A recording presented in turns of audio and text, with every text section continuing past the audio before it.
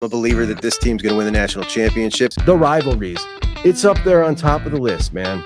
And if we allow them to devalue it, we lose a lot of what makes college football special. Don't let them do it. Don't let them devalue what it means to you.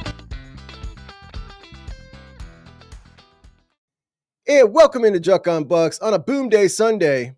As predicted, in the most obvious prediction that I think I've ever made at JUCK on Bucks, Favour Akih has decided to join the class of 2026 here on his official visit weekend. In addition to committing, he shut down his recruitment, no longer taking the official visits that he had planned to his other big offers of Miami and USC. The Buckeyes were always the dream school for the kid from Delaware High School who was originally from Cameroon, moved to Ohio when he was 2 years old. He is a great character kid, son of a pastor. I've talked to him several times. Before he got his offer, he wanted it so bad. It was such a feel-good story when he got it. He was thrilled, and it was always going to end up in a Buckeye commitment. We could see that by his actions. He visited Ohio State like 3 times immediately after. And he is certainly all right, we're just going to throw a bone to a local kid. 4-star prospect and a top 200 guy now, top 15 back in the class, number 2 running back in the state of Ohio. Number 1 was Sean Alston, who ended up committing to USC. Ohio State was never interested. They never offered him. He's also a great kid, and I'll root for him at SC. But if you're only going to take one out of the state of Ohio, Favour was the better prospect for the Buckeyes. Favour's running style is interesting. He is not a patient runner. He hits the hole like a bat out of hell and a million miles an hour. 0 to max speed real quick. And his top speed, he's a sub 11 second guy, 10.9 in the 100 meter. Not super shifty, kind of a one-cut type dude, much more powerful than he looks. They have a hard time bringing him down. And he's only going to get more powerful. He's about 190 now. He'll probably end up playing at about 215. And he's only 16 years old. So the film we're watching here is from him as a junior at 15 years old early in the season. He turns 16 later. So looking at the room next year, adding Favour into there, you're looking at 3rd year James Peoples, 3rd year Sam Williams-Dixon, 2nd year Bo Jackson, 2nd year Isaiah West, 2nd year Turbo Rogers. Now you bring in Favour. So you got a nice stocked room of 4 3-down running backs with James Peoples, Bo Jackson, Isaiah West, and now Favour.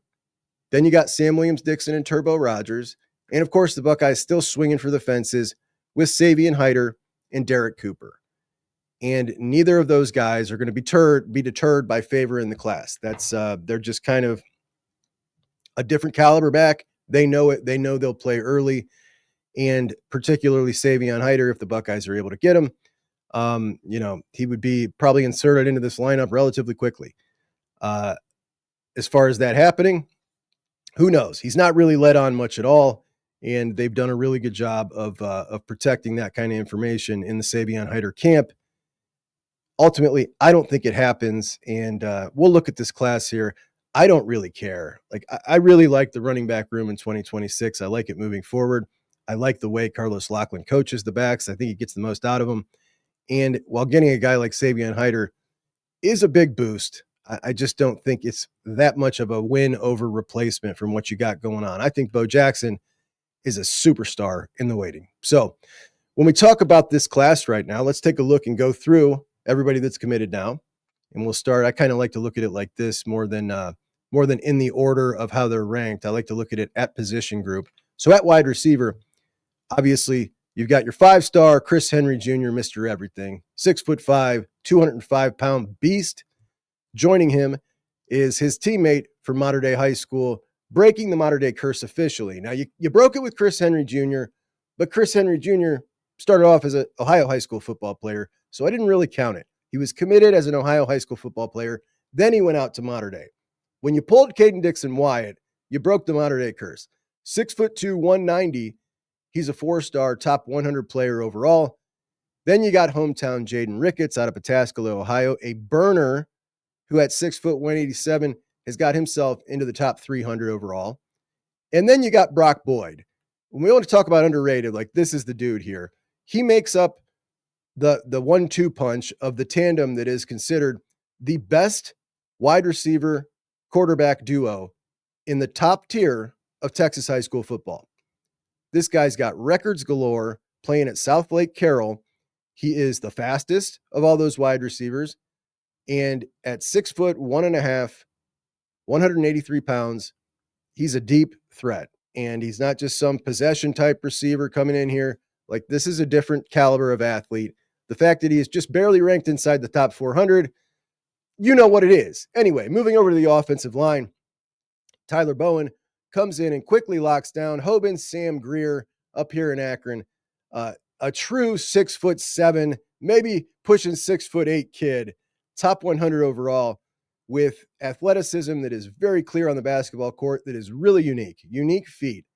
Max Riley out of Avon Lake, 4-star, top 130 kid in the country, locks him down. He's 6'5", 280. And then the sneaky one out of Arizona, Tucker Smith, 6'5", 280 as well. Love the way he plays. At tight end, Keenan Bailey's got locked in. Corbin Fordham, 6'3.5". He's now up to 227. He's a 3-star out of the Bulls School in Jacksonville. Let's move over to the defensive side of the ball, and we'll start with linebacker CJ Sana at 6'3", 225, very long arms, ridiculous speed, great instincts. He is a potential star linebacker. Bad intentions, top 300 player, and I just can't wait for a couple of years to pass by to prove me right on this one. I am so all in on this kid's film. Like, it's there. I get it. I understand. But that dude could potentially be a star. That's an NFL dude right there. At cornerback, the Buckeyes' number one cornerback in the board, Jordan Thomas, out of New Jersey, 4-star, top 185 kid. And at 6'1", 190, he's a big corner. He's exactly what Walt wanted.